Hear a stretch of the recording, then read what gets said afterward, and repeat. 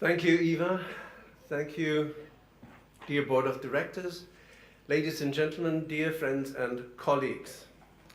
The title, some thought I would start talking about the Rolling Stones, which is not true. So I'm not talking about the Rolling Stones, but I will talk about the time and that we will have more time to use and that we should take advantage of that big opportunity.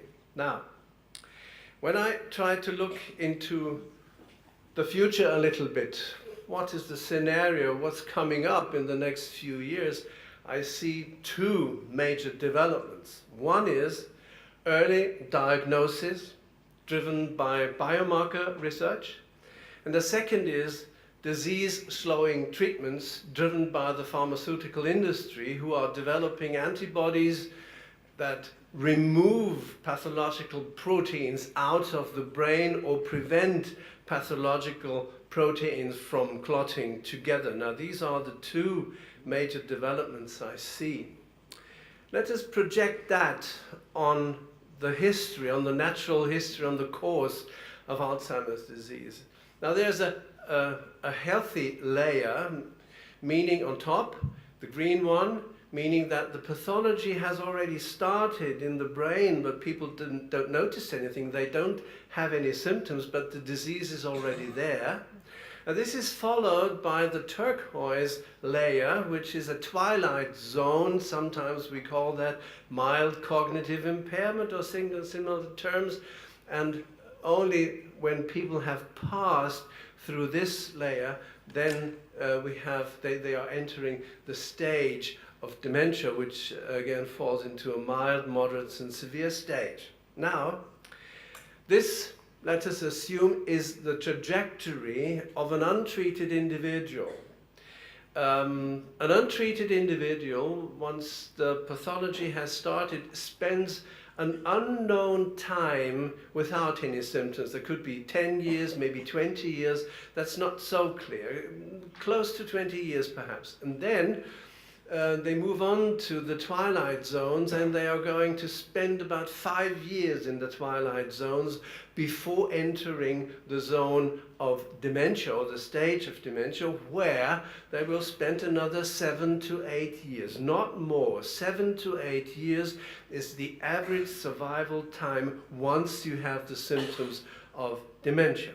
Now, our current diagnosis is about here. We usually establish the diagnosis of dementia when dementia is already present, and at that time, the time that remains to be spent with disease, knowing that one has the disease, is only about, 6 years or so. And this means diagnosis comes late. It leaves us only a few years with known disease. It leaves little time to prepare, plan, and adjust. And people who are at that stage already, their capacity to cope with the disease, to fight the disease, is very limited. And they face a significantly reduced lifespan depending on how old they are.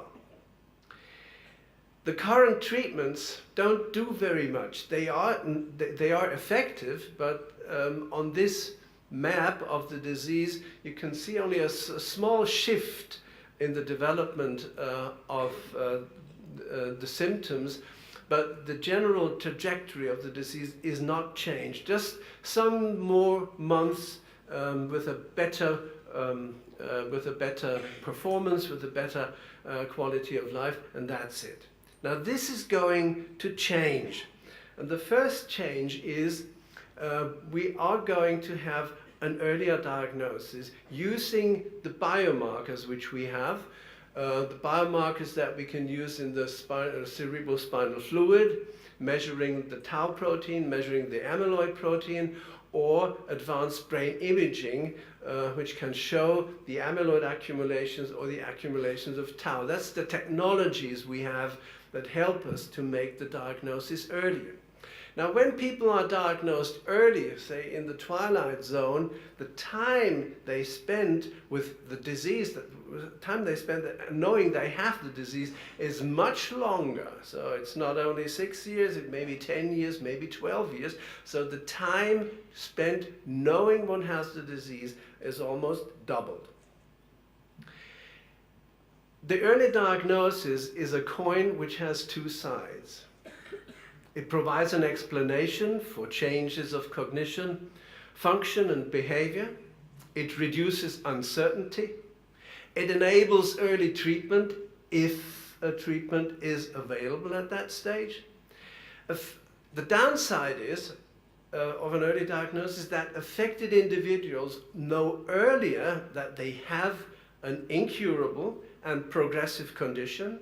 They learn this at a stage where they can clearly foresee their fate. And there is some danger of depression, there is some danger of suicidal ideation here. The time spent knowing the disease is considerably extended, as I already explained. Now, the big change comes when we add to the early diagnosis a treatment which slows down the progression of the neurodegenerative process. And this is the blue line you see here. When we add to the early diagnosis a disease that changes the trajectory, then people spend more time in the twilight zone, in the zone of mild dementia, in the stage of moderate dementia, than with the late stage dementia with dependency. And some of them may be as lucky as not experiencing dependency, severe dementia, or disability at the end. Is that science fiction or not? Well, we look at two recent studies that have been conducted using antibodies against amyloid. As I said, the amyloid antibodies, they remove the amyloid from the brain. This is the first study which we are going to look at. The antibody is called solanezumab. And you can see there's a little difference in cognitive ability. Cognitive ability declines in the placebo group, of course. Cognitive ability also, that's the green line, also declines in the treated group. And the difference between the two is not large. This translates into a reduction of progression by about 11, maybe 12 or 13%. The development of that antibody has stopped because the effects were too small. Now here's another antibody. This is aducanumab. And this looks much better, I think, although these data come from a very small study, not many patients in, but what you can see is the lower line again is the placebo group declining continuously, and the upper line, the green one, is the treated group. And at the end, they are much better, much less decline in the treated group than in the untreated group. And the difference is about 1 year in a 2-year study, which means that the progression has been reduced by as much as 50%. This is the data we want to see because there is a great hope in those data. We will learn in a few months whether in the larger cohort of patients these results hold up. So what is the combined effects of an early diagnosis with novel treatments? Number one, affected individuals will spend more time in the twilight zone, in the stage of mild and moderate dementia, than in the severe stage. Some of them may be lucky enough to escape from severe dementia, disability, and dependence. They have more time for planning ahead, rearranging their lives. They have more time for adapting to the disease. The disease will not be stopped entirely. The dementia will not be eliminated altogether, but they will have a better ability to cope with cognitive and functional impairment. They have more time to develop compensatory strategies, and they have more time for creating supportive networks. If we look at Abraham Maslow's pyramid of needs, then we also see that people who are diagnosed at the early stage, at the stage of mild cognitive impairment in the twilight zones, they have different needs than the patients we usually have now. They have needs regarding autonomy, self-fulfillment. They want to reach personal goals. They still have dreams. They want to have activity and participation. They need to have social interaction. They want to receive esteem and value from their peers. And they want to have a purpose in life.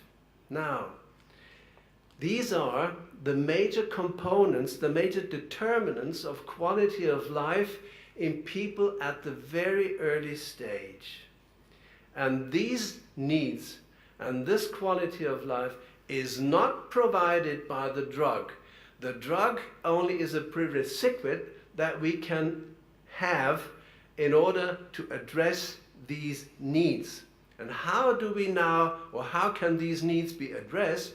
Well, we need to provide training, and we need to employ the capacities people have. We need to teach them and educate them compensatory strategies. We need to provide roles and activities. We need to use smart assistive technologies that are relevant in the people's everyday lives. We need to remove barriers and create supportive conditions. Now, question to you. Do you see anybody who could do that? Who should do all this? We all. That's our task in the future.